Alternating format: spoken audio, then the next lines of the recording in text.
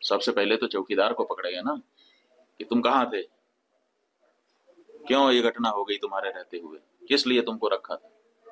घटना की, आराम से चले गए, कहीं पर उनको कोई बाधा नहीं। कहाँ है चौकीदार?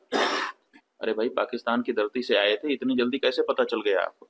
और अगर इतनी जल्दी आपको पता चल जाता है तो घटना के पहले क्यों नहीं पता चल गया? वो कह रहे थे बूंद बूंद के लिए तरसेगा पाकिस्तान। अब तो ये स्पष्ट है कि कोई है जो भारत को चुनौती दे रहा है, कोई है पूछ पूछ करके कि हिंदू हो मार रहा है। इसका मतलब है कि कोई है जो हम हिंदुओं को चुनौती दे रहा है। इसलिए भारत देश को चुनौती है तो भारत देश के नेताओं को, हमारी सरकार को उस चुनौती को स्वीकार करके चुनौती देने वालों को सबक सिखाना चाहिए। जहां तक हम हिंदुओं का प्रश्न है, एक हिंदू धर्माचारी होने के नाते हम भी अपने हिंदू समाज के लिए चिंतित हैं।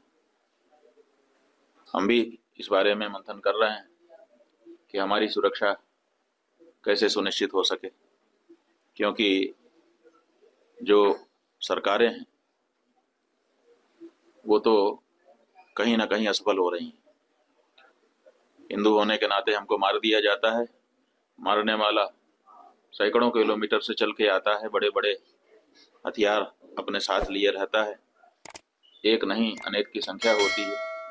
बाहर आराम से आ जाता है, आराम से घटना करता है, 30-40 मिनट रुक करके लोगों को मारता है, पूछता है, ये करता है, वो करता है, और फिर आराम से चला जाता है।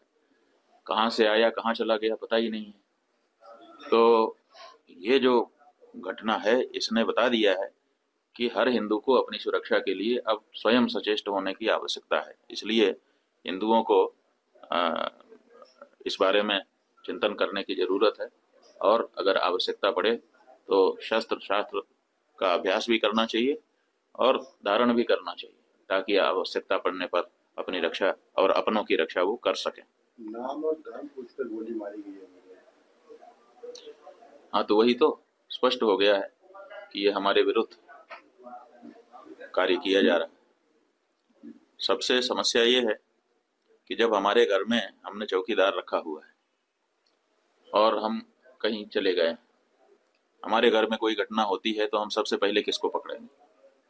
सबसे पहले तो चौकीदार को पकड़ेंगे ना कि तुम कहाँ थे, क्यों ये घटना हो गई तुम्हारे रहते हुए, किस लिए तुमको रखा था।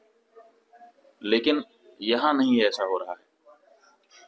यहाँ जो है कहते तो हैं कि हम चौकीदार हैं, लेकिन चौकीदारी अगर की गई होती, हाँ, चौकीदार अगर अपने काम में पक्का होता है तो उसके ऊपर आक्रमण करके उसको कोई मार दे, लेकिन फिर कहा जाता है कि इस चौकीदार ने अपना निभाया। यहाँ तो कुछ पता ही नहीं है, कोई लड़ा ही नहीं उनसे, किसी ने उनको रोकने की कोशिश ही कहीं नहीं की।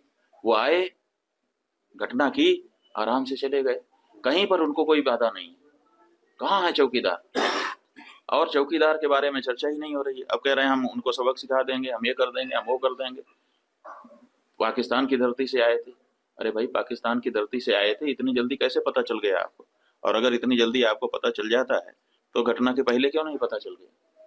और दूसरी बात यह है कि अगर पाकिस्तान से आए तो पाकिस्तान के खिलाफ अच्छी तगड़ी कार्रवाई करिए।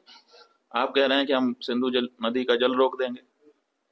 आपके पास जल को रोकने या उसको डाइवर्ट करके अपने ही यहाँ अपने ही देश में रख लेने का कोई उपाय ही नहीं है।